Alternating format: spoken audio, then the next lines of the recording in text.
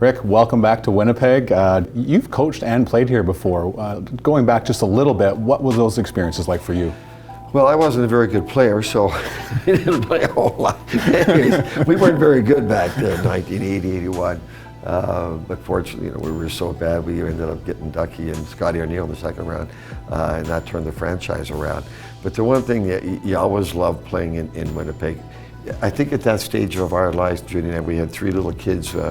We lived in Charleswood. We had a great neighborhood. We really enjoyed living here. And so we've got tremendous memories of just living here. In terms of the hockey, it was great when we finally turned things around.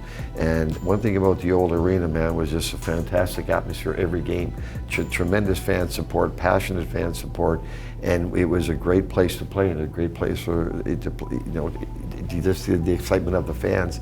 And I remember the first whiteout, what we had back then, and I know I'm dating myself, but nothing but great memories. And that's what Judy says, she's looking forward to coming back here as well because of that, just because of the great memories with the people that live here.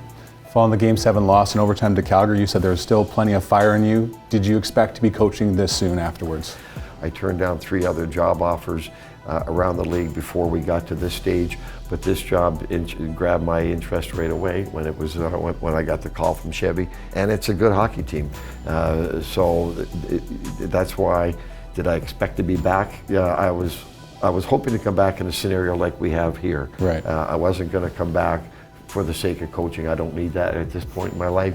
I want to enjoy it. You enjoy coming to the rink when you have a good people and you have a good team. On that note, you coached against the Jets for a long time now. What excites you the most about this roster? There's a lot of talent here.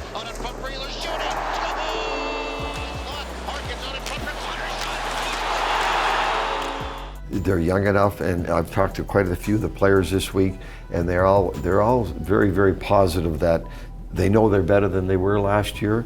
They get along really, really well. They say there's great camaraderie amongst the players. You don't win without that. The X and O's don't work of the game unless you have everyone bought in, unless you have everyone on the same page.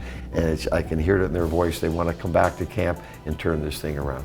Defensive improvements is a subject brought up often in this town right now. How do you get players to buy in each stop that you've made? Well, you have to care. You have to care about your team. You have to care about your performance. You have to care about your teammates, and you have to care about the end result. And the end result, you don't win in our national in this league without playing good defense. And if you look at the last 2 scores of the Stanley Cup deciding game, it's 1-0. It's 2-1.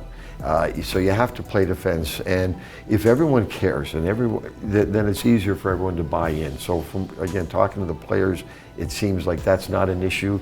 I think the disappointments of last year will help them buy into what we're going to do this year. Do we have to tighten it up? Absolutely. There's too much time spent in the zone, too many chances against, and let them have the puck. They're going to be creative. They can score goals, lots of skill. We just need everyone and I think they realize now that you're not going to win in this league unless you play a little defense. I think last year's disappointment is going to help us answer that question. Love having you here. Thanks so much for doing this. Always a pleasure. Thank you.